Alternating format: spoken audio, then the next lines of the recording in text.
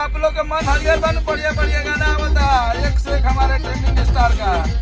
अभी तो एक से एक माल बना था। जैसा कि आप लोग इस वीडियो में देखे ना कि भाई जो अखिलेश कश्यप है जो हरदम खेसारी यादव के साथ रहते हैं और खेसारी यादव के हरदम साथ मतलब परछाई बन कर रहते हैं और वो बोल रहे हैं कि अब खेसारी भैया को टेंशन लेने की कोई ज़रूरत नहीं है क्योंकि खेसारी भैया जो केस में फंसे थे, एग्रीमेंट में फंसे थे, वो अब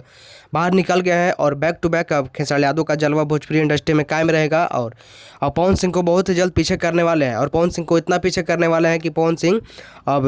दूर दूर तक नज़र भी नहीं आने वाले हैं। तो भाई जितने भी खेसारी यादव को फैन हैं आप लोग ज़्यादा से ज़्यादा इस वीडियो को शेयर कीजिए, सपोर्ट कीजिए और उन लोगों के पास फैला दीजिए जिनको ये बात पता नहीं है कि खेसारी यादव का जो एग्रीमेंट है वो ख़त्म हो गया है। तो भाई आप लोग खेसारी यादव के नाम से कमेंट कीजिए कि मैं खेसारी यादव के साथ हूँ और बहुत बहुत बधाई दीजिए जो कि खेसारी यादव केस से बाहर निकल गए हैं। स्टार का अभी तो एक से एक माल बना था। प्यारा प्यारा चीज आप सब